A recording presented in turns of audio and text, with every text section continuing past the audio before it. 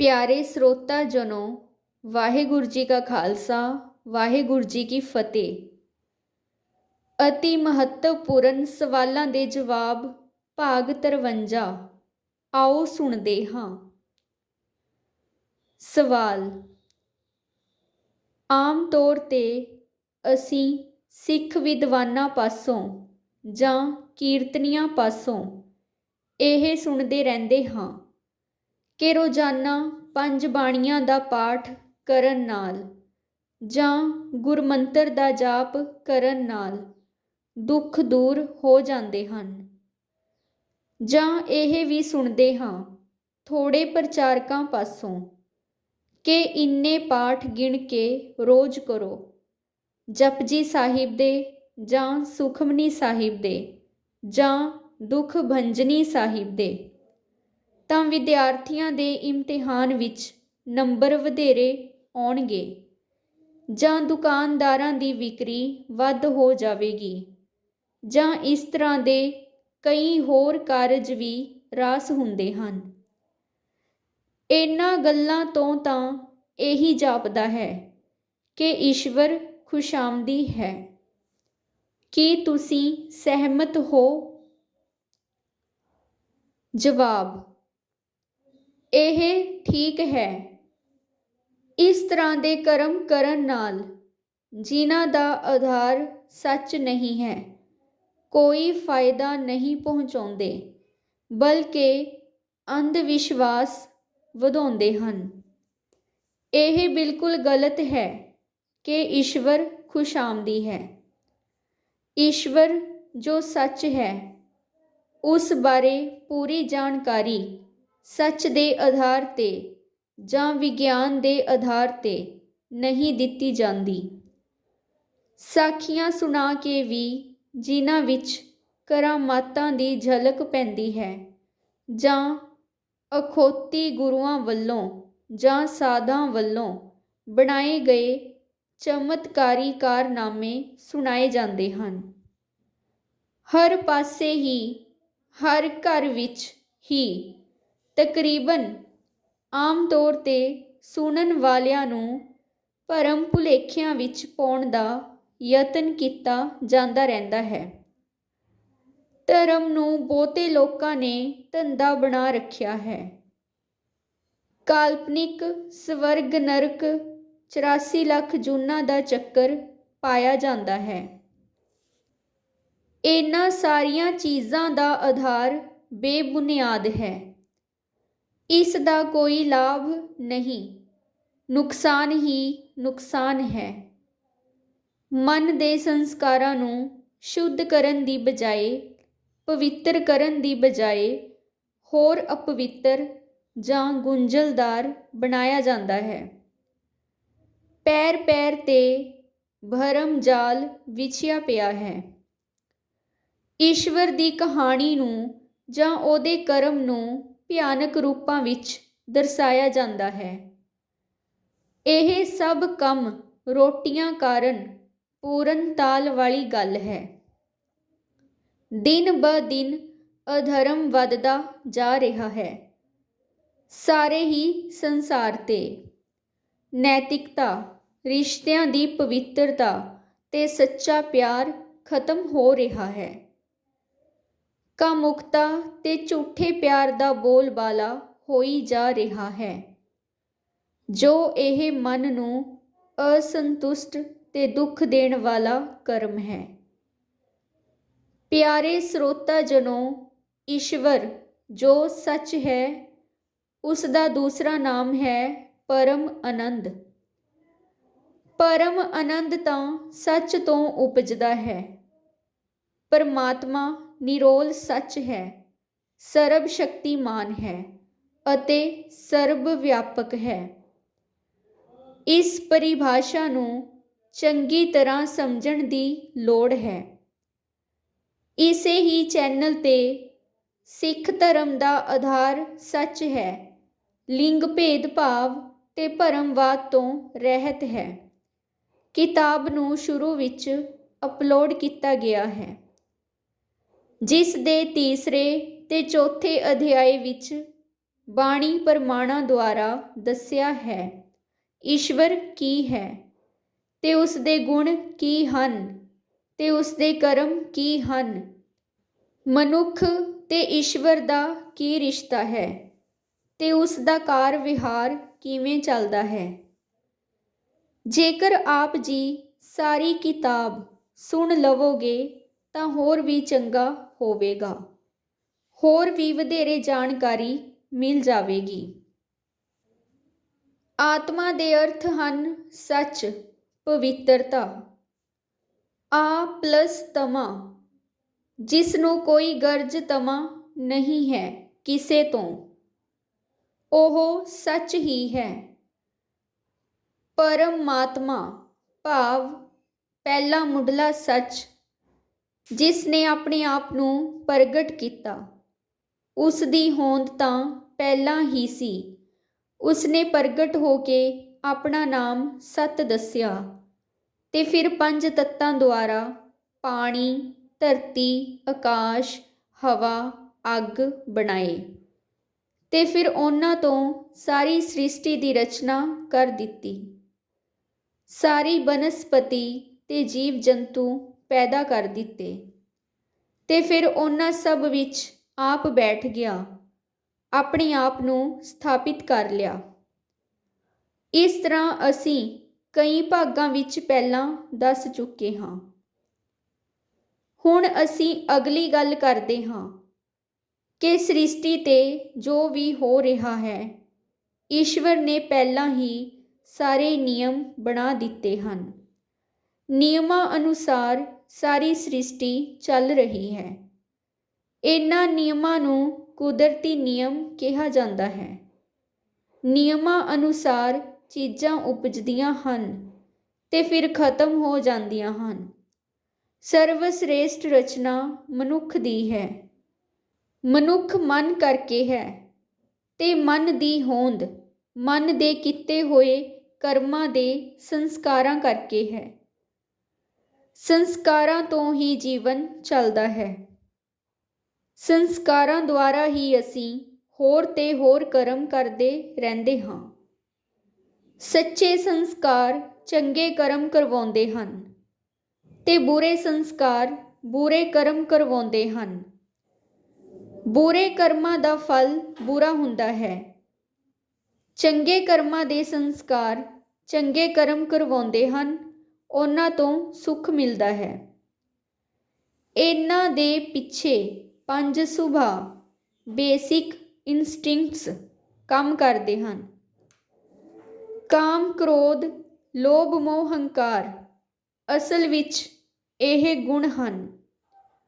ਇੱਕ ਸੀਮਤ ਜ਼ਰੂਰਤ ਅਨੁਸਾਰ ਵਰਤੋਂ ਕਰਨ ਨਾਲ ਦੋਸਤ ਹਨ। ਕਾਮ ਸੀਮਤ ਰੂਪ ਵਿੱਚ ਤੇ ਕੁਦਰਤੀ ਨਿਯਮਾਂ ਅਨੁਸਾਰ ਵਰਤੋਂ ਕਰਨ ਨਾਲ ਇਹ ਦੋਸਤ ਹੈ। ਇਸ ਨਾਲ ਔਲਾਦ ਪੈਦਾ ਹੁੰਦੀ ਹੈ। ਇਸੇ ਕਰਕੇ ਈਸ਼ਵਰ ਨੇ ਇਸਤਰੀ ਤੇ ਮਰਦ ਬਣਾਏ ਹਨ। ਕਿਹਾ ਜਾਂਦਾ ਹੈ ਏਕਾ ਨਾਰੀ ਜਤੀ ਹੋਏ, ਭਾਵ ਇੱਕ ਇਸਤਰੀ ਤੇ ਮਰਦ ਆਪਸ ਵਿੱਚ ਵਿਆਹ ਕਰਾ ਕੇ ਇੱਕ ਬੰਧਨ ਵਿੱਚ ਬੰਧ ਜਾਂਦੇ ਹਨ ਤੇ ਸਰੀਰਕ ਸੁੱਖ ਵੀ ਲੈ ਲੈਂਦੇ ਹਨ ਤੇ ਬੱਚੇ ਵੀ ਪੈਦਾ ਕਰਦੇ ਹਨ। ਬੱਚਿਆਂ ਦੁਆਰਾ ਜ਼ਿੰਦਗੀ ਨੂੰ ਸੁਹਾਵਣਾ ਬਣਾ ਲੈਂਦੇ ਹਨ, ਕਿਉਂਕਿ ਉਹਨਾਂ ਦੀ ਆਪਣੀ ਔਲਾਦ, ਆਪਣਾ ਪ੍ਰੋਡਕਟ, ਆਪਣਾ ਖੂਨ ਹੁੰਦਾ ਹੈ। ਉਹਨਾਂ ਦੇ ਬੱਚਿਆਂ ਵਿੱਚ ਉਹਨਾਂ ਦੇ ਸੰਸਕਾਰ ਹੁੰਦੇ ਹਨ। ਕ੍ਰੋਧ ਸਵੈਮਾਨ ਨੂੰ ਬਚਾਉਣ ਲਈ ਵਰਤਣਾ ਚਾਹੀਦਾ ਹੈ। ਇਸ ਤੋਂ ਵੱਧ ਵਰਤੋਂ ਕਰਨਾ ਗਲਤ ਹੈ। ਲੋਭ ਜ਼ਿੰਦਗੀ ਨੂੰ ਜਿਉਣ ਵਾਸਤੇ ਵਸਤੂਆਂ ਦੀ ਪ੍ਰਾਪਤੀ ਲਈ ਕੰਮਕਾਰ ਕਰਕੇ, ਸੱਚੀ ਕਮਾਈ ਕਰਕੇ ਜ਼ਿੰਦਗੀ ਨੂੰ ਅੱਗੇ ਤੋਰਿਆ ਜਾਂਦਾ ਹੈ। ਸਰੀਰ ਦੀ ਲੋੜ ਪੂਰੀ ਹੁੰਦੀ ਹੈ। ਇਸ ਤੋਂ ਵੱਧ ਹੋਰ ਕੁਝ ਵਰਤੋਂ ਕਰਨੀ ਗਲਤ ਹੈ। ਮੋਹ ਬੱਚਿਆਂ ਨਾਲ ਮੋਹ ਇਤਨਾ ਹੀ ਹੋਣਾ ਚਾਹੀਦਾ ਹੈ ਕਿ ਉਹਨਾਂ ਦੀ ਪਾਲਣਾ ਕਰਨੀ ਹੈ, ਉਹਨਾਂ ਪ੍ਰਤੀ ਬਣਦੇ ਫਰਜ਼ਾਂ ਦੀ ਪੂਰਤੀ ਕਰਨੀ ਹੈ। ਹੰਕਾਰ। ਕੁਝ ਚੰਗੀ ਪ੍ਰਾਪਤੀ ਕਰਨ ਲਈ, ਸ਼ੁਭ ਕਰਮ ਕਰਨ ਲਈ ਆਪਣੇ ਆਪ ਨੂੰ ਦਲੇਰੀ ਦੇ ਕੇ ਮਨ ਦੀ ਅਵਸਥਾ ਨੂੰ ਹੌਸਲਾ ਦੇਣਾ ਤੇ ਕੁਝ ਚੰਗਾ ਕੰਮ ਕਰਨਾ। ਚੰਗਾ ਕੰਮ ਕਰਨ ਲਈ ਕਿ ਮੈਂ ਵੀ ਇਹ ਕੰਮ ਕਰ ਸਕਦਾ ਹਾਂ ਤੇ ਕਰਾਂਗਾ, ਇੱਥੋਂ ਤੱਕ ਸੀਮਤ ਹੰਕਾਰ ਪਵਿੱਤਰ ਹੈ। ਪਵਿੱਤਰ ਕੰਮ ਲਈ ਹੰਕਾਰ ਕਰਨਾ ਸ਼ੁਭ ਹੈ। ਇਸ ਤੋਂ ਵੱਧ ਹੰਕਾਰ, ਕਿਸੇ ਵੀ ਗੱਲ ਦਾ ਹੰਕਾਰ ਕਰਨਾ ਨੁਕਸਾਨਦੇਹ ਹੀ ਹੈ। ਇਸ ਤਰ੍ਹਾਂ ਦੀ ਸੋਚ ਤੇ ਇਤਨਾ ਕਰਮ ਕਰਨਾ ਰੱਬ ਦੇ ਸੰਵਿਧਾਨ ਅਨੁਸਾਰ ਹੈ ਤੇ ਸੰਵਿਧਾਨ ਦੀ ਉਲੰਘਣਾ ਕਰਨਾ ਜੁਰਮ ਹੁੰਦਾ ਹੈ ਤੇ ਉਸ ਦੀ ਸਜ਼ਾ ਮਿਲਦੀ ਹੈ। ਈਸ਼ਵਰੀ ਸਿਧਾਂਤ ਅਨੁਸਾਰ ਉਲੰਘਣਾ ਕਰਨ ਵਾਲੇ ਨੂੰ ਦੁੱਖ ਮਿਲਦਾ ਹੈ, ਮਾਨਸਿਕ ਜਾਂ ਸਰੀਰਕ। ਲੋਕ ਭਲਾਈ ਦੇ ਕੰਮ ਕਰਨ ਨਾਲ ਸੁੱਖ ਮਿਲਦਾ ਹੈ। ਲੋਕ ਭਲਾਈ ਦਾ ਅਰਥ ਹੈ ਦੂਸਰੇ ਲਈ ਸਮਰਪਿਤ ਹੋਣਾ। ਈਸ਼ਵਰ ਦੇ ਸੰਵਿਧਾਨ ਵਿੱਚ ਕਰਮ ਫਲ ਦਾ ਵਿਧਾਨ ਬਣਿਆ ਹੋਇਆ ਹੈ। ਉਸ ਅਨੁਸਾਰ ਹੀ ਸਾਰਾ ਕੁਝ ਚੱਲਦਾ ਹੈ ਤੇ ਸੁੱਖ ਤੇ ਦੁੱਖ ਸਾਡੇ ਜੀਵਨ ਵਿੱਚ ਹੀ ਮਿਲਦੇ ਰਹਿੰਦੇ ਹਨ ਤੇ ਅਸੀਂ ਭੋਗਦੇ ਰਹਿੰਦੇ ਹਾਂ। ਈਸ਼ਵਰ ਸੱਚ ਹੈ ਤੇ ਸੱਚ ਦਾ ਕੋਈ ਫਿਜ਼ੀਕਲ ਸਰੂਪ ਨਹੀਂ ਹੈ। ਸੱਚ ਦਿਸਦਾ ਵੀ ਨਹੀਂ, ਕਿਉਂਕਿ ਗੁਪਤ ਰੂਪ ਵਿੱਚ ਹੀ ਸਭ ਜਗ੍ਹਾ ਸਮਾਇਆ ਹੋਇਆ ਹੈ, ਸਭ ਨੂੰ ਦੇਖਦਾ ਹੈ ਤੇ ਸਭ ਦੀਆਂ ਆਵਾਜ਼ਾਂ ਨੂੰ ਸੁਣਦਾ ਹੈ। ਇਹ ਸੱਚ ਜੱਜ ਬਣ ਕੇ, ਨਿਆਂਧੀਸ਼ ਬਣ ਕੇ ਸਾਡੇ ਮਨ ਅੰਦਰ ਬੈਠਾ ਹੈ ਤੇ ਸਾਨੂੰ ਕਰਮਾਂ ਅਨੁਸਾਰ ਫਲ ਦਿੰਦਾ ਰਹਿੰਦਾ ਹੈ, ਕਿਉਂਕਿ ਈਸ਼ਵਰ ਨੇ ਹੀ ਸਾਡੀ ਰਚਨਾ ਕੀਤੀ ਹੈ। ਉਹੀ ਸਾਡਾ ਮਾਲਕ ਵੀ ਹੈ ਤੇ ਸਾਡਾ ਮਾਤਾ ਪਿਤਾ ਵੀ ਹੈ। ਉਹ ਚਾਹੁੰਦਾ ਹੈ ਕਿ ਸਾਰੇ ਮੇਰੇ ਬੱਚੇ ਸੱਚੇ ਕਰਮ ਕਰਨ, ਪੂਰਨ ਆਨੰਦ ਵਿੱਚ ਰਹਿਣ, ਸੁੱਖ ਪਾਉਣ। ਸਾਰੇ ਮਨੁੱਖ ਹੱਸਦੇ ਖੇਡਦੇ ਰਹਿਣ, ਮੁਸਕਰਾਉਂਦੇ ਰਹਿਣ, ਆਨੰਦ ਹੀ ਆਨੰਦ ਹੋਵੇ। ਇਹ ਸਭ ਕੁਝ ਪ੍ਰਭੂ ਲੋਚਦਾ ਹੈ, ਵੇਖਣਾ ਚਾਹੁੰਦਾ ਹੈ। ਉਹ ਆਪ ਇਸ ਤਰ੍ਹਾਂ ਦਾ ਹੀ ਹੈ। ਈਸ਼ਵਰ ਕਿਸੇ ਨਾਲ ਦੁਸ਼ਮਣੀ ਨਹੀਂ ਰੱਖਦਾ।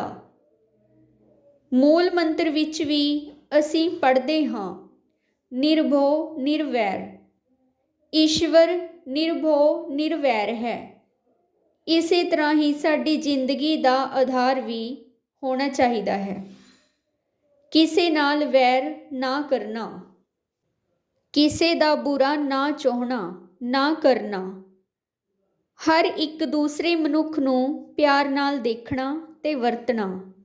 ਨਾ ਨਿੰਦਾ ਕਰਨੀ, ਨਾ ਜੈਲਸੀ ਕਰਨੀ, ਨਾ ਹੰਕਾਰ ਕਰਨਾ, ਝੂਠ ਨਹੀਂ ਬੋਲਣਾ, ਕਿਸੇ ਦਾ ਹੱਕ ਨਹੀਂ ਮਾਰਨਾ, ਸਭ ਸ਼ੁਭ ਹੀ ਸ਼ੁਭ ਕਰਨਾ, ਚੰਗਾ ਹੀ ਚੰਗਾ ਕਰਨਾ। ਇਹ ਜੀਵਨ ਦਾ ਆਧਾਰ ਬਣਾ ਕੇ ਰੱਖਣਾ ਹੈ ਤੇ ਇਸ ਅਨੁਸਾਰ ਚੱਲਣਾ ਹੈ। ਇਸ ਤਰ੍ਹਾਂ ਦੇ ਕਰਮ ਕਰਦੇ ਕਰਦੇ ਸਾਡਾ ਸਰੀਰ, ਜੋ ਹੱਡ ਮਾਸ ਦਾ ਬਣਿਆ ਹੋਇਆ ਹੈ, ਵਕਤ ਪਾ ਕੇ ਉਹ ਹੰਡ ਜਾਂਦਾ ਹੈ। ਇਹ ਕੁਦਰਤੀ ਨਿਯਮ ਅਨੁਸਾਰ ਹੁੰਦਾ ਹੈ, ਜਿਸ ਨੂੰ ਅਸੀਂ ਕਹਿੰਦੇ ਹਾਂ ਇਸ ਵਿੱਚ ਬੁਢੇਪਾ ਆ ਗਿਆ ਹੈ, ਬਾਡੀ ਸੈੱਲ ਕਮਜ਼ੋਰ ਹੋ ਗਏ ਹਨ, ਅੰਤ ਹੋ ਗਿਆ ਹੈ। ਫਿਰ ਅਸੀਂ ਸੰਸਕਾਰ ਕਰ ਦਿੰਦੇ ਹਾਂ ਤਾਂ ਉਹ ਪੰਜੇ ਤੱਤਾਂ ਵਿੱਚ ਵਿਲੀਨ ਹੋ ਜਾਂਦੇ ਹਨ।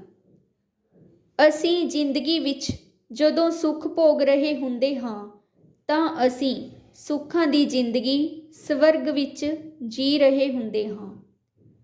ਸਵੈ ਦਾ ਅਰਥ ਹੈ ਸੁੱਖਾਂ ਵਿੱਚ ਰਹਿਣਾ, ਜੀਣਾ।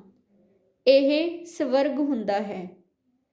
ਦੁੱਖਾਂ ਵਿੱਚ ਜਿਉਣਾ, ਦੁਖਦਾਈ ਜ਼ਿੰਦਗੀ ਨੂੰ ਨਰਕ ਕਹਿੰਦੇ ਹਨ ਤੇ ਖਤਮ ਹੋ ਜਾਈਦਾ ਹੈ। ਸਵਰਗ ਨਰਕ ਕਿਤੇ ਹੋਰ ਨਹੀਂ ਹਨ, ਸਾਡੇ ਜੀਵਨ ਵਿੱਚ ਹੀ ਹਨ।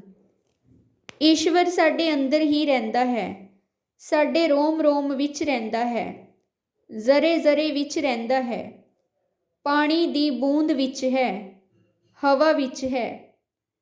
ਈਸ਼ਵਰ ਕਿਤੇ ਹੋਰ ਨਹੀਂ ਹੈ। ਈਸ਼ਵਰ ਸੱਚ ਹੈ, ਨਿਰੋਲ ਸੱਚ ਹੈ। ਮਰਨ ਉਪਰੰਤ ਕੁਝ ਨਹੀਂ ਹੈ, ਖਤਮ, ਸਭ ਖਤਮ। ਗੁਰਬਾਣੀ ਦੀ ਸੇਧ ਵਿੱਚ ਅਸੀਂ ਉੱਪਰ ਲਿਖੀ ਕਿਤਾਬ ਵਿੱਚ 15ਵੇਂ ਅਧਿਆਏ ਤੇ ਸਪੈਸ਼ਲ ਅਧਿਆਏ ਵਿੱਚ ਵਰਣਨ ਕੀਤਾ ਹੈ। ਆਪ ਜੀ ਪੜ੍ਹੋ ਤੇ ਗਿਆਨ ਵਧਾਓ। ਹੁਣ ਗੱਲ ਕਰਦੇ ਹਾਂ ਕਿ ਬਾਣੀ ਪੜ੍ਹਨੀ ਜਾਂ ਈਸ਼ਵਰ ਦੀ ਸਿਫਤ ਸਲਾਹ ਕਰਨੀ, ਸਿਮਰਨ ਕਰਨਾ, ਇਹ ਖੁਸ਼ਾਮਦ ਹੈ ਜਾਂ ਨਹੀਂ। ਇਹ ਸਭ ਕੁਝ ਕਰਨ ਨਾਲ ਜੇ ਅਸੀਂ ਬੜੀ ਚੇਤਨਤਾ ਤੇ ਟਿਕਾਊ ਵਿੱਚ ਕਰਦੇ ਹਾਂ ਤਾਂ ਇਹ ਚੰਗਾ ਕਰਮ ਹੈ ਕਿ ਅਸੀਂ ਜੋ ਦੁੱਖ ਭੋਗ ਰਹੇ ਹਾਂ ਆਪਣੇ ਸੱਚੇ ਕਰਮਾਂ ਤੋਂ ਥਿੜਕ ਕੇ, ਤਾਂ ਉਹ ਕੀਤੇ ਹੋਏ ਮਾੜੇ ਕਰਮਾਂ ਨੂੰ ਖਤਮ ਕਰਨ ਲਈ ਚੰਗੇ ਕਰਮ ਕਰਦੇ ਹਾਂ। ਸੱਚੇ ਈਸ਼ਵਰ ਤੇ ਉਸ ਦੇ ਗੁਣਾਂ ਨੂੰ ਯਾਦ ਕਰਦੇ ਹਾਂ। ਇਹ ਖੁਸ਼ਾਮਦ ਨਹੀਂ ਹੈ, ਇਹ ਸਾਡੀ ਜ਼ਰੂਰਤ ਹੈ। ਜੇ ਅਸੀਂ ਨਹੀਂ ਕਰਦੇ ਹਾਂ ਤਾਂ ਈਸ਼ਵਰ ਦਾ ਕੀ ਜਾਂਦਾ ਹੈ। ਉਹ ਤਾਂ ਆਪਣੇ ਆਨੰਦ ਵਿੱਚ ਹੈ, ਸੱਚ ਹੈ, ਗੁਣਾਂ ਦਾ ਮਾਲਕ ਹੈ। ਅਸੀਂ ਉਸ ਦਾ ਨਾਮ ਸਿਮਰਨ ਕਰਕੇ ਉਸ ਦੇ ਗੁਣਾਂ ਨੂੰ ਯਾਦ ਕਰਨਾ ਹੈ ਕਿ ਈਸ਼ਵਰ ਗੁਣੀ ਨਿਧਾਨ ਹੈ, ਗੁਣੀ ਨਿਧਾਨ ਹੈ। ਮੈਂ ਵੀ ਉਸ ਤੋਂ ਗੁਣ ਪ੍ਰਾਪਤ ਕਰਨੇ ਹਨ। ਈਸ਼ਵਰ ਵਰਗਾ ਬਣ ਜਾਵਾਂ ਤਾਂ ਬੱਲੇ ਬੱਲੇ, ਸਭ ਗੋਬਿੰਦ ਗੋਬਿੰਦ, ਸਭ ਆਨੰਦ ਆਨੰਦ। ਬਾਣੀ ਪੜ੍ਹਨਾ ਤੇ ਉਸ ਨੂੰ ਸਮਝਣਾ, ਇਹ ਸਾਡੀ ਜ਼ਰੂਰਤ ਹੈ। ਅਗਿਆਨੀ ਪੁਰਸ਼ ਜਾਂ ਚਲਾਕ ਪੁਰਸ਼ ਜਾਂ ਧਰਮ ਦਾ ਵਪਾਰ ਕਰਨ ਵਾਲੇ ਮਨੁੱਖ ਸਾਨੂੰ ਨਰਕਾਂ ਸਵਰਗਾਂ ਦਾ ਡਰ ਜਾਂ ਲਾਲਚ ਦੇ ਕੇ ਭੰਬਲ ਭੂਸੇ ਵਿੱਚ ਪਾਈ ਰੱਖਦੇ ਹਨ। ਦੁੱਖਾਂ ਦੇ ਨਿਵਾਰਨ ਲਈ ਸਾਡੇ ਕੋਲੋਂ ਯੱਗ ਕਰਵਾਉਂਦੇ ਹਨ ਜਾਂ ਪਾਠ ਕਰਵਾਉਂਦੇ ਹਨ, ਧੰਦਾ ਬਣਾ ਕੇ ਜਾਂ ਹੋਰ ਕਰਮ ਕਰਵਾਉਂਦੇ ਹਨ। ਕਰਮ ਕਾਂਡੀ ਬਣਾਉਂਦੇ ਹਨ ਜਿਨ੍ਹਾਂ ਦਾ ਆਧਾਰ ਕੋਈ ਸੱਚਾ ਨਹੀਂ ਹੁੰਦਾ। ਅਸੀਂ ਮੂਰਖ ਲੋਕ, ਬੇਸਮਝ ਲੋਕ, ਅਗਿਆਨੀ ਲੋਕ ਉਹਨਾਂ ਮਗਰ ਲੱਗ ਜਾਂਦੇ ਹਾਂ, ਵਕਤ ਤੇ ਪੈਸੇ ਦਾ ਨੁਕਸਾਨ ਕਰਾਉਂਦੇ ਹਾਂ। ਵੀਰੋ ਤੇ ਭੈਣੋ, ਸਾਡਾ ਮਨ ਹੀ ਜ਼ਿੰਦਗੀ ਨੂੰ ਚਲਾਉਂਦਾ ਹੈ, ਮਨ ਹੀ ਕਰਮ ਕਰਵਾਉਂਦਾ ਹੈ ਤੇ ਚੰਗੇ ਬੁਰੇ ਕਰਮਾਂ ਦਾ ਫਲ ਅਸੀਂ ਭੁਗਤਦੇ ਹਾਂ। ਤੇ ਮਨ ਨੂੰ ਪਵਿੱਤਰ ਕਰਨ ਲਈ ਹੀ ਪਾਠ ਜਾਂ ਸਿਮਰਨ ਦੀ ਜ਼ਰੂਰਤ ਹੈ। ਪਰ ਪਾਠ ਪੜ੍ਹੀ ਜਾਣਾ ਤੇ ਨਾ ਸਮਝਣਾ, ਉਸ ਦੇ ਅਰਥ ਨਾ ਆਉਣੇ ਕਿ ਬਾਣੀ ਕੀ ਕਹਿ ਰਹੀ ਹੈ, ਕਰਨਾ ਵਿਅਰਥ ਹੈ। ਬਾਣੀ ਨੂੰ ਪੜ੍ਹਨ, ਵਿਚਾਰਨ, ਸਮਝਣ ਨਾਲ ਪਾਠ ਕਰਨਾ ਤੇ ਲਿਵ ਲਾਉਣਾ, ਮਨ ਦੀ ਅਵਸਥਾ ਉੱਚੀ ਹੁੰਦੀ ਹੈ। ਬਾਣੀ ਨਿਰੰਕਾਰ ਹੈ। ਜੇ ਸਿਮਰਨ ਕਰਦਿਆਂ ਈਸ਼ਵਰ ਚੇਤੇ ਵਿੱਚ ਰਹੇ, ਉਸ ਦੇ ਗੁਣ ਚੇਤੇ ਵਿੱਚ ਰਹਿਣ ਤਾਂ ਲਾਭ ਹੀ ਲਾਭ ਹੈ। ਇਹ ਸਭ ਕੁਝ ਸਾਡੇ ਆਪਣੇ ਲਈ ਹੈ।